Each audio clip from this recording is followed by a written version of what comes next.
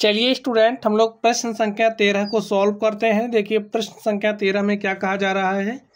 समुद्र तल से 75 मीटर ऊंची लाइट हाउस के शिखर से देखने पर दो समुद्री जहाज़ों के अवनमन कोण 30 डिग्री और 45 डिग्री हैं। यदि लाइट हाउस के एक ही ओर जहाज एक दूसरे जहाज के ठीक पीछे हों तो जहाज़ों के बीच की दूरी ज्ञात कीजिए। तो स्टूडेंट्स, हमारे पास क्या है, एक 75 मीटर लाइट हाउस है। तो ये समझिए हमारी क्या हो गई, लाइट हाउस हो गई। और ये जो लाइट हाउस है इसकी जो ऊंचाई है वो कितना है, 75 मीटर है। लाइट हाउस के एक तरफ, यानी कि लाइट हाउस के अगर हम इस तरफ देखें तो दो जहाज हैं, ठीक है। यहाँ पर मान लीजिए हमारा एक जहाज ए है और कोई दूसरा जहाज, देखिए एक जहाज के पीछे दूसरा जहाज है, ठीक है। तो यहाँ पर हमारा कोई दूसरा जहाज है, इसको हमने मान लिया क्या है, बी है। चलिए हमने यहाँ पर ग्राउंड है ना, ये तो ग्राउंड पर ये लाइट हाउस है और हमने क्षैतिज स्तर ड्रॉ कर लिया है। अब देखिए बात क्या कही जा रही है, लाइट हाउस के शिखर से। तो अब ये क्या है, ये लाइट हाउस का शिखर है। लाइट हाउस के शिखर से देखने पर दो समुद्री जहाज़ों के अवनमन कोण 30 डिग्री। आप समझिए यहाँ ऊपर से आप नीचे की तरफ देखेंगे, अवनमन कोण जानते हैं कब बनता है, जब हम लोग ऊपर से किसी वस्तु को नीचे की तरफ देखते हैं। तो यहाँ से जो हम नीचे की वस्तु को देख रहे हैं, समझिए यहाँ से हमने इस जहाज को देखा, ठीक है। और यहाँ पर हम क्या ड्रॉ करेंगे, क्षैतिज स्तर। ये हमारा क्या हो गया, क्षैतिज स्तर हो गया। क्षैतिज स्तर तथा दृष्टि रेखा के बीच में जो कोण बनेगा वही हमारा क्या हो जाएगा, अवनमन कोण।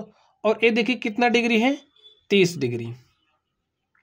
और आपको पता है जो अवनमन कोण होता है वो उन्नयन कोण के बराबर होता है।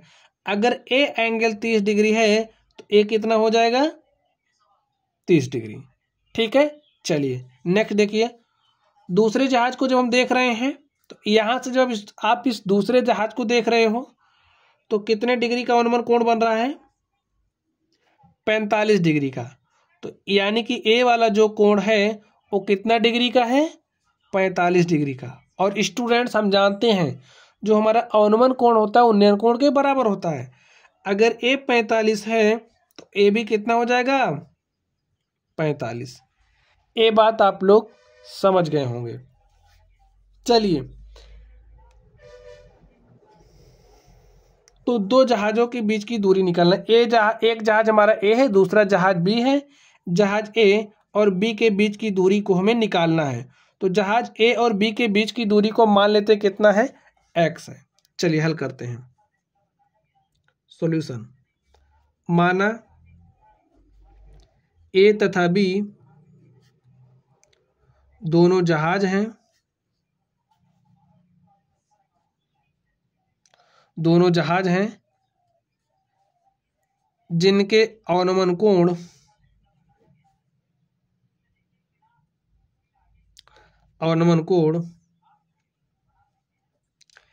क्रमशः 30 डिग्री तथा 45 डिग्री है।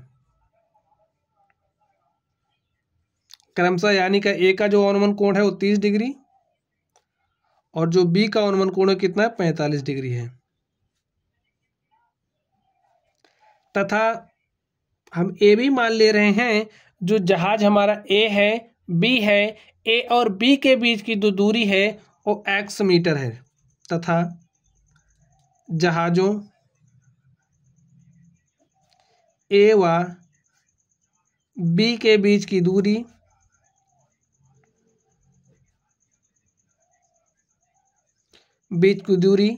बराबर x मीटर, ठीक है। चलिए अब स्टूडेंट, इसको हम नाम दे देते हैं। इसको हमने नाम दिया है ए, बी, इसको आप सी ले लीजिए और इसको आप डी ले लीजिए, ठीक है। अब यहाँ से आप लोग ध्यान से देखिए, ए हमारा एंगल इसके बराबर क्यों हुआ है, आपको पता है जो हमारा अवनमन कोण होता है वो बराबर होता है उन्नयन कोण के। ए वाला एंगल इसके बराबर क्यों हुआ है, क्योंकि अवनमन कोण बराबर होता है उन्नयन कोण के। कारण आपको समझ के रखना है। चलिए हम लोग देखेंगे समकोण त्रिभुज डी सी ए में, ठीक है। लिखिए समकोण त्रिभुज DCA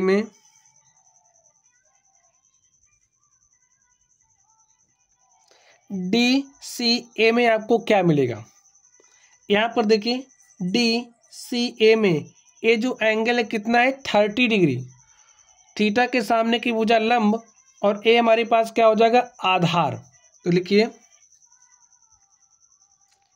tan 30 degree is equal to लंब कितना है CD, आधार कितना है AC। मान रख दीजिए tan 30 डिग्री का मान क्या होता है स्टूडेंट 1/√3। देख लीजिए यहाँ से CD कितना है 75 मीटर। AC देखिए कितना है, जो हमारा AC है यहाँ से देखिए जो AC है AC को हम क्या लिख सकते हैं AB + BC, और यहाँ से AB का मान x है तो AB के स्थान पर हम x रखेंगे, हमारे पास AC इज इक्वल टू क्या मिल जाएगा x + BC। तो यहाँ पर रख दीजिए AC के स्थान पर x + BC, ठीक है। और यहाँ से देखिए क्या हो जाएगा x + BC is equal to 75√3, और इसको हम मान लेते हैं समीकरण नंबर 1। चलिए अब हम लोग दूसरे त्रिभुज में देखेंगे, समकोण त्रिभुज DCB में। लिखिए समकोण त्रिभुज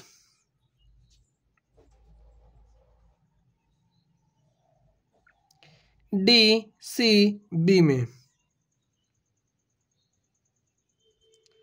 अब DCB में आपको क्या मिलेगा, ए थीटा है, थीटा के सामने की भुजा लंब और ए हमारी क्या हो जाएगी आधार। तो यहाँ से क्या हो जाएगा tan 45 degree is equal to लंब कितना है DC अपॉन में BC। tan 45 डिग्री का मान क्या होता है 1, यहाँ पर 1 रखिए। DC कितना है 75, BC यहाँ पर रख दीजिए, और देखिए क्या मिलेगा BC इज इक्वल टू हमें मिल जाएगा 75। इसको मान लेते हैं समीकरण नंबर 2। ये जो BC का मान है समीकरण 2 से समीकरण 1 में रख दीजिए। लिखिए BC का मान समीकरण 2 से समीकरण 1 में रखने पर लिख दीजिए BC का मान समीकरण 2 से समीकरण 1 में रखने पर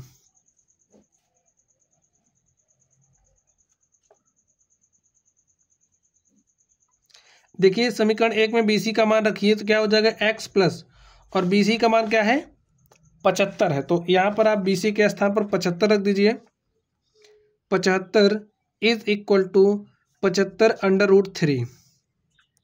हमें x का मान चाहिए तो x इज इक्वल टू क्या हो जाएगा 75√3। a प्लस 75 यहाँ लेकर के आइए तो -75 हो गया, और यहाँ पर 75 यहाँ पर 75, तो 75 क्या हो जाएगा कॉमन, बचेगा क्या √3 -1 मीटर।